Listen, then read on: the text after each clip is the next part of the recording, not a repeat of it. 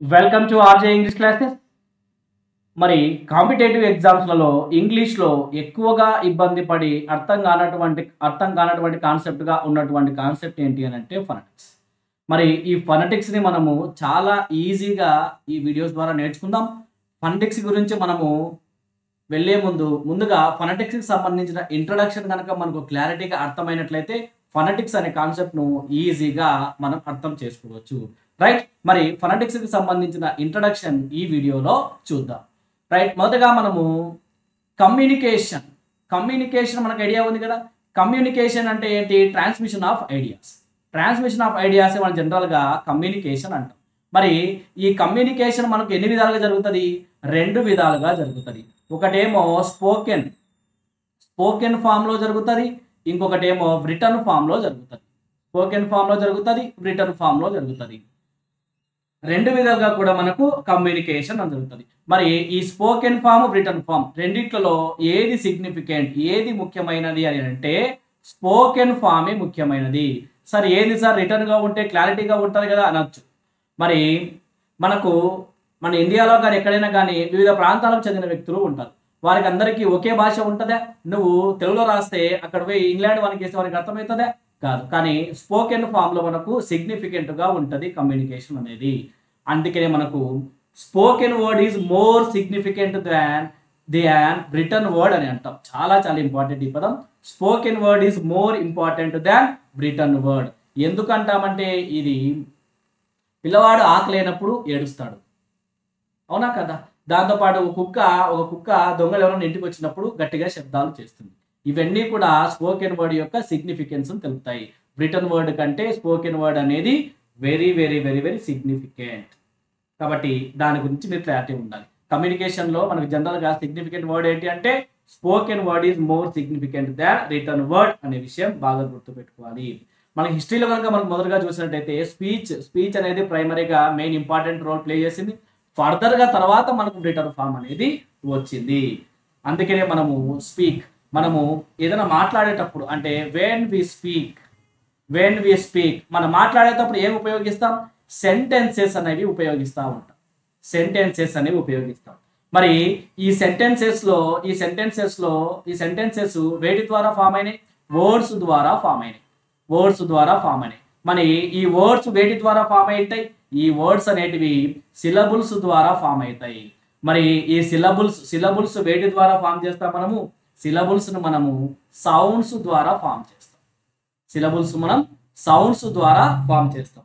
మరి మన యొక్క పదాల సెంటెన్సెస్ యొక్క ఉచ్చారణలో స్మాలెస్ట్ యూనిట్ అంటే అప్పుడు మనం ఏం చెప్పాలి? Sounds. The smallest unit of utterance is sound. The smallest unit of utterance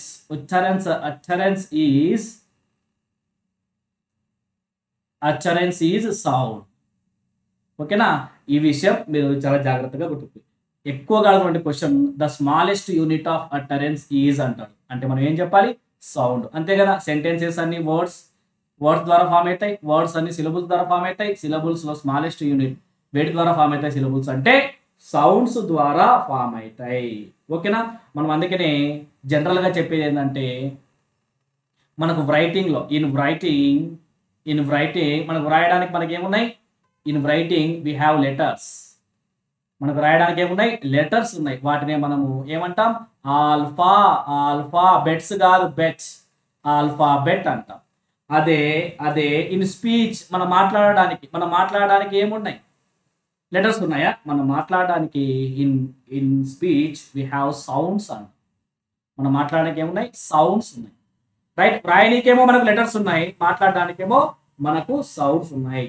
అంటే ఒక సెంటెన్స్లో స్మాలెస్ట్ యూనిట్ ఏమవుతుంది అని అంటే మనకు సౌండ్ అవుతుంది. ఓకేనా? మరి మనం మాట్లాడేటప్పుడు మన స్పీచ్ క్లియర్గా ఉండాలి అని అంటే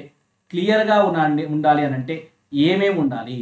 మన స్పీచ్ క్లియర్గా ఉండాలి అంటే ఏమేమి ఉండాలి అనే విషయం ఒకసారి మనం గమనిద్దాం. What makes hour speech clear? What makes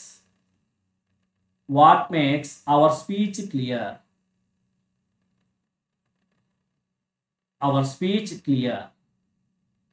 ఇక్కడ మనం చూసినట్లయితే మొదటగా ఏంటంటే మన స్పీచ్ క్లియర్గా ఉండాలంటే ప్రొనౌన్సియేషన్ సరిగ్గా. The first basic element is pronunciation.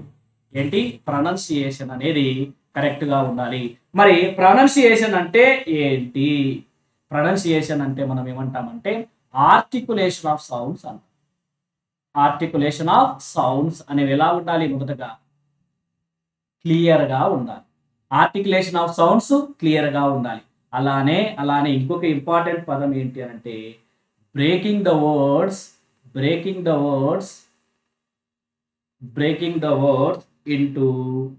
into syllables, breaking the words into syllables by putting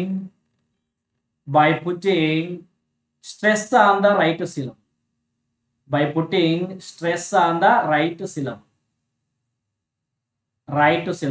అంటే ప్రొనౌన్సియేషన్ లో మనకు ప్రధానంగా ఉన్నటువంటి ఏంటంటే ఆర్టికులేషన్ ఆఫ్ సౌండ్స్, అంటే పదాల యొక్క ఉచ్చారణ. అండ్ మనకు ఆర్టికులేటర్స్ అనేవి ఏంటి అంటాం? మన లిప్స్, మౌత్, వీటన్నిటి కూడా మనం ఆర్టికులేటర్స్ అంటాం. అంటే అక్కడ నుంచి వచ్చేటువంటి సౌండ్ ఎలా ఉండాలి? క్లియర్ గా ఉండాలి. దాంతోపాటు వర్డ్స్ ని మనం సిలబుల్ గా డివైడ్ చేసి ఎక్కడ స్ట్రెస్ వాడాలో అక్కడ రైట్ సిలబుల్ పైన మనం స్ట్రెస్ చేయాలి. అప్పుడే మనము ప్రొనౌన్సియేషన్ లో ఓకే క్లియర్ గా ఉంది అని అంటాం. రైట్? మరి మన స్పీచ్ ను ఇంకా క్లియర్ గా ఉంచేటువంటి ఇంకొక బేసిక్ ఎలిమెంట్ ఏంటి అని అంటే ఫ్లూయెన్సీ అనేది మన స్పీచ్ ను ఇంకా క్లియర్ గా ఉంచుతుంది. మరి ఫ్లూయెన్సీ అంటే ఏంటి? చాలా ఇంపార్టెంట్, ఎక్కువగా అడుగుతున్నటువంటి క్వశ్చన్. ఫ్లూయెన్సీ అంటే the ability to pass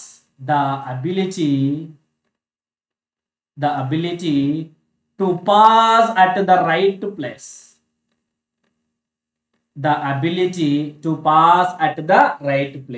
fluency అంటే ఏమంటామంటే కరెక్ట్ ప్లేస్ లో పాస్ చేసి మాట్లాడటాన్ని మనం జనరల్ గా ఫ్లూయెన్సీ అంటాం. మనం జనరల్ గా ఏదైనా ఒక విషయం చెప్తూ ఉన్నప్పుడు ఎదుటి వాళ్ళకి అర్థవంతంగా కావాలంటే కొన్ని చోట్ల పాస్ చేయాలి. అలా కాకుండా వరుసగా చెప్పుకుంటూ పోయినామనంటే ఆ సిచ్యువేషన్ తగ్గట్టుగా మనం మాట్లాడినట్టు కాదు, అతనికి అర్థము కాదు. ఫ్లూయెన్సీ అంటే the ability to pass at the right place while speaking అంట. ఇది చాలా ఇంపార్టెంట్. ఇది ఫ్లూయెన్సీకి సంబంధించిన విషయం. మరి పాస్ చేయాలి కరెక్ట్ గానే అంటే మనం వాడవలసినటువంటివి ఏంటి అని అంటే అక్కడ మనం ఇంటోనేషన్స్ ని వాడాలి. ఇంటోనేషన్స్ ని వాడితే మనం కరెక్ట్ గా పాస్ చేసిన వాళ్ళం అవుతాము. ఫర్ ఎగ్జాంపుల్ బాగా చూడండి. మెయిన్ ఇంపార్టెంట్ ఏంటి అని అంటే మనం క్వశ్చన్స్ వాడినప్పుడు ఒక ఇంటోనేషన్ లో చెప్తాం, WH వర్డ్స్ ఇంకొక ఇంటోనేషన్ లో చెప్తాం. అలా కరెక్ట్ గా పాస్ చేసి మాట్లాడడం ద్వారా మన యొక్క స్పీచ్ అనేది ఎలా ఉంటుంది అని అంటే క్లియర్ గా ఉంటది. ఓకేనా? మన స్పీచ్ క్లియర్ గా ఉండాలంటే మెయిన్ ఇంపార్టెంట్ ఏంటి? ప్రొనౌన్సియేషన్, ఫ్లూయెన్సీ అంటే the ability to pass at the right place while speaking మాట్లాడేటప్పుడు కరెక్ట్ ప్లేస్ లో పాస్ చేయడాన్ని మనం ఫ్లూయెన్సీ అంటాం. ఫ్లూయెన్సీలో ఏం యూజ్ చేస్తాం? మనం కరెక్ట్ గా ఉండాలంటే ఇంటోనేషన్స్ యూజ్ చేస్తాం. మరి ప్రొనౌన్సియేషన్ లో ప్రముఖ పాత్ర ఏంటివి? Articulation of speech sounds, breaking the word into syllables by putting stress on the right syllable. ఓకేనా? ఈ రెండు విషయాలు మీరు చాలా బాగా జాగ్రత్త గుర్తుపెట్టారు. వీటన్నిటిపైన ప్రీవియస్ గా క్వశ్చన్స్ అడిగారు.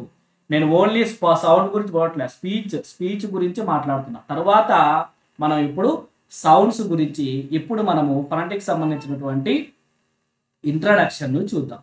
రైట్? ఇప్పటి వరకు మనము స్పీచ్ సౌండ్ అంటే ఏంటి, ఏది మోర్ సిగ్నిఫికెంట్, స్పీచ్ ఫామ్ సిగ్నిఫికెంటా, రిటర్న్ ఫామ్ సిగ్నిఫికెంటా, దాంతోపాటు మన స్పీచ్ క్లియర్గా ఉండాలంటే ఏం చేయాలి అన్న విషయాలు మొత్తం చూసాం. ఇప్పుడు మనం ఫొనెటిక్స్ యొక్క డెఫినేషన్ చూద్దాం. మరి ఫొనెటిక్స్ యొక్క డెఫినేషన్ ఏంటి? The study and classification of speech sound is called phonetics అంటాం. The study and classification of speech sounds is called phonetics. అంటే స్పీచ్ సౌండ్స్ యొక్క అధ్యయనాన్ని మరి వర్గీకరణని మనం ఏమంటాం? ఫొనెటిక్స్ అంటాము. మీరు బాగా గుర్తుపెట్టుకోవాలంటే అంటే ఇంగ్లీష్లో మీరు గనక ప్రొఫిషియంట్ కావాలి అని అంటే ఖచ్చితంగా మీకు ఫొనెటిక్ సింబల్స్ వచ్చి ఉండాలి.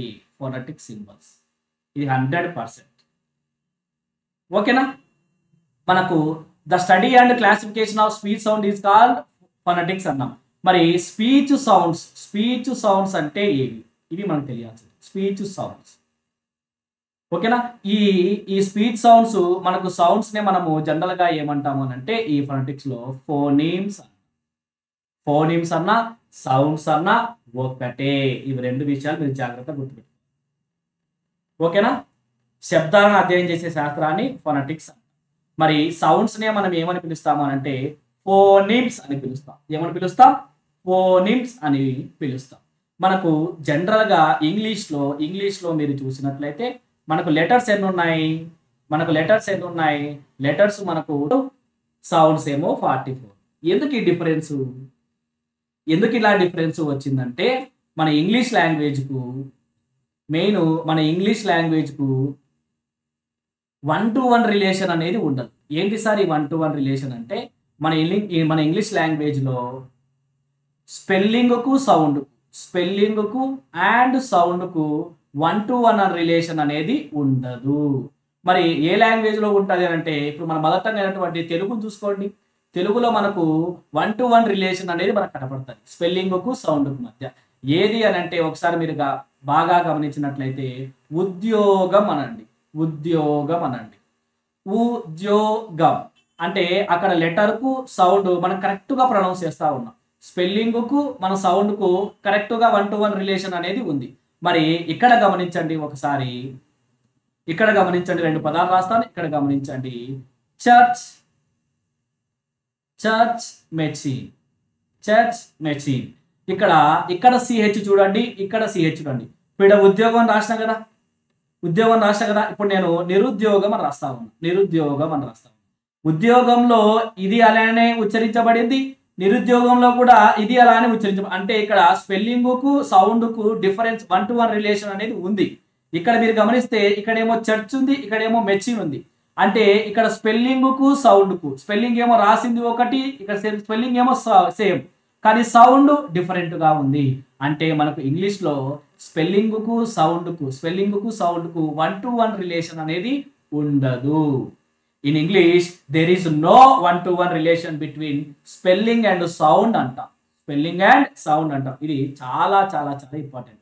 ఇది లాస్ట్ గా అడిగినటువంటి question. In English there is no 1-to-1 relation between spelling and sound. ఎందుకు అని అంటే మెయిన్ డిఫరెన్సెస్ ఏంటి అని అంటే మీరు ఒకసారి ఇక్కడ కనుక చూస్తే మెయిన్ డిఫరెన్సెస్ చూస్తే కొన్నిసార్లు ఏం జరుగుతుంది మన ఇంగ్లీష్లో అని అంటే సేమ్ స్పెల్లింగ్ అనేది డిఫరెంట్ సౌండ్స్ ఇస్తుంది. దేనికి చెప్తున్నాను? 1-to-1 రిలేషన్ ఉండకపోవడానికి కారణాలు. ఫర్ ఎగ్జాంపుల్ చూడండి, ఇందాకే చెప్పా, చర్చ్ కానీ మెచీడ్ కానీ దాంతోపాటు కార్డ్. ఇక్కడ గమనించండి, ఇక్కడేమో సిహెచ్ కానీ ప్రొనౌన్సియేషన్ ఇక్కడ చర్చ్, ఇక్కడేమో మెచీన్, ఇక్కడేమో కార్డ్. అంటే స్పెల్లింగ్ ఏమో సేమ్ కానీ సౌండ్ ఏమో డిఫరెంట్. ఇక్కడ కూడా 1-to-1 రిలేషన్ ఉండదు. ఎందుకనంటే కొన్నిసార్లు మనకు సేమ్ స్పెల్లింగ్ అనేది డిఫరెంట్ సౌండ్స్ తెలియజేస్తుంది. అలానే మీరు గమనించినట్లయితే సేమ్ సౌండ్ ఏం చేస్తుంది అంటే కొన్నిసార్లు డిఫరెంట్ స్పెల్లింగ్ లను ఇండికేట్ చేస్తుంది. సార్ ఏంటి సార్ ఎగ్జాంపుల్స్ ఒకసారి చెప్పు అని అంటే చూడండి, ఒకసారి సి చూడండి, సి కీ, పీపుల్. ఇక్కడ మీరు గమనిస్తే సిలో ఈ అనేది ఈ సౌండ్ వస్తా ఉంది. ఇక్కడేమో ఈవై అనే స్పెల్లింగ్ కూడా కీలో ఈ సౌండే వస్తా ఉంది. ఇక్కడేమో ఈఓ అనే స్పెల్లింగ్ కూడా ఇక్కడ మనకు అన్ని కూడా ఈ సౌండే వస్తా ఉన్నాయి. అంటే సేమ్ సౌండ్ ను డిఫరెంట్ స్పెల్లింగ్ ఆధారంగా కూడా రిప్రజెంట్ చేస్తారు. వీటి వల్ల మనకు స్పెల్లింగ్ కు సౌండ్ కు మధ్య 1-to-1 రిలేషన్ అనేది మనకి ఇంగ్లీష్ లో కనపడుట లేదు. మనకి ఇంకొకటి మెయిన్ ఇంపార్టెంట్ ఏంటి అని అంటే మనకు సైలెంట్ లెటర్స్ కూడా ఒక కారణం. సైలెంట్ లెటర్స్ ఒకసారి మీరు గమనిస్తే సైకాలజీ ఉంది. సైకాలజీలో పి అనేది సైలెంట్. మరి నెక్స్ట్ ప్లంబర్ లో బి అనేది సైలెంట్. డౌట్ లో బి అనేది సైలెంట్. నెక్స్ట్ విజిల్ లో టి అనేది సైలెంట్. ఆర్డర్ లో ఏ సైలెంట్? ఆర్ అనేది సైలెంట్. అంటే ఇలాంటి సైలెంట్ లెటర్స్ వల్ల కూడా స్పెల్లింగ్ కు సౌండ్ మధ్య 1-to-1 రిలేషన్ అనేది లేదు. ఈ విషయం మీరు బాగా గుర్తు పెట్టుకోవాల్సినటువంటి విషయం. మరి మరి ఈ ఫనటిక్స్, ఈ సౌండ్స్ వల్ల ఉపయోగం ఏంది సార్? ఈ సౌండ్స్ వల్ల ఉపయోగం ఏంది? మనము మన లెటర్స్ అనేవి కొన్నిసార్లు different sounds different spellings represent చేస్తాయి. అది వల్ల 1-to-1 రిలేషన్ లేకపోతుంది అని అన్నాం కదా. ఈ సౌండ్స్ ఈ ఫోనిమ్స్ వల్ల ఉపయోగం ఏంటి అని అంటే, ఈ ఈచ్ సౌండ్స్ కు పర్టికులర్ సింబల్ ఉంటది. ఇది ఏం చేస్తుంది అంటే, ఈ సింబల్ అనేది ఆ sound it stands for that sounds only. అంటే ఈ యొక్క సింబల్ ఏదైతే రిప్రజెంట్ చేస్తుందో ప్రతిసారి కూడా అదే సౌండ్ ను రిప్రజెంట్ చేస్తుంది. ఓకేనా? ఫొనటిక్స్ విషయంలో సౌండ్స్ లో మాత్రం మనకు గమనిస్తే ఇక్కడ సేమ్ ఒక సింబల్ ఉంటుంది, అది అదే సౌండ్ ను రిప్రజెంట్ చేస్తుంది. అదే మనకు లెటర్స్ ఇంగ్లీష్ లాంగ్వేజ్ మొత్తానికి మీరు గమనిస్తే స్పెల్లింగ్ కు సౌండ్ కు మధ్య 1-to-1 రిలేషన్ ఉంటుందా అంటే ఉండదు. కానీ సౌండ్స్ మాత్రం, ఈ సౌండ్స్ మనకు 44 ఉంటే ఒక్కొక్కటి కూడా ప్రతి వర్డ్ లో కూడా అదే సౌండ్, సేమ్ సౌండ్ రిప్రజెంట్ చేస్తుంది. ఈ విషయం మీరు చాలా జాగ్రత్తగా గుర్తుపెట్టుకోవాల్సిన విషయం. ఇది మనకు ఫొనటిక్స్ యొక్క ఇంట్రడక్షన్. దీంతో పాటు మీరు ఇంకా బాగా గుర్తుపెట్టుకోవాల్సినటువంటి విషయం ఒకటి ఉంది. దాంతోనే ఏంటి అంటే, ఒకటి ఫోనాలజీ అంటే ఏంటి? The scientific study of the sound patterns and phonemes of a language is called phonology. The scientific study of the sound patterns and phonemes of a language is called phonology. మరి phonetics అంటే the study and classification of sounds or phonemes is called phonetics. Sounds ని యొక్క study and classification చేస్తే phonetics. The scientific study of sound patterns, phonemes of a language is called phonology. ఇది దీనికి ఉన్నటువంటి తేడా. ఈ విషయం మీరు చాలా జాగ్రత్తగా గుర్తుపెట్టుకోవాలి. ఓకేనా? మనకు ఫోనిమ్ అనేది బాగా గుర్తుపెట్టుకోండి. Distinctive sound unit of a language అని. Distinctive sound unit of a language ఏమైతుంది అని అంటే ఫోనిమ్ అనేది అవుతుంది. లాంగ్వేజ్ లో డిస్టింక్టివ్ సౌండ్ యూనిట్ ఏమైతుంది అని అంటే ఫోనిమ్ అవుతుంది. చాలా చాలా జాగ్రత్త పెట్టుకోవాలి. The smallest unit of utterance అన్నా కూడా ఫోనిమే అవుతుంది, సౌండే అవుతుంది. ఈ రెండు విషయాలు మీరు బాగా గుర్తు పెట్టుకోవాల్సినటువంటి విషయాలు. మనకి ఇంగ్లీష్లో లెటర్స్ ఏమో 24 ఉన్నాయి, మనకు సౌండ్స్ ఏమో 44 ఉన్నాయి. మనకి ఇంగ్లీష్లో స్పెల్లింగ్ కు సౌండ్ మధ్య 1-to-1 రిలేషన్ అనేది ఉండదు. Spoken word is more significant than written word. ఈ విషయం మీరు బాగా గుర్తుపెట్టుకోవాలి. What makes hour speech clear అంటే ప్రొనౌన్సియేషన్ మరియు ఫ్లూయెన్సీ. మరి ఫ్లూయెన్సీ అంటే అర్థం ఏంటి? The ability to pass at the right place while speaking అని అర్థము. మనము ఫ్లూయెన్సీ ఏమి ఉపయోగిస్తాం? ఇంటోనేషన్స్ మనం జనరల్ గా ఉపయోగిస్తూ ఉంటాం. ఇది అండి ఫొనెటిక్స్ కి సంబంధించినటువంటి main important introduction. Phonetic definition చూసాం, దాని బ్యాక్గ్రౌండ్ చూసాం. మరి నెక్స్ట్ మనము స్పీచ్ ఆర్గాన్స్ వాటి యొక్క ఎక్స్ప్లెనేషన్ అనేది నెక్స్ట్ వీడియోస్ లో చూద్దాం. Right, thank you.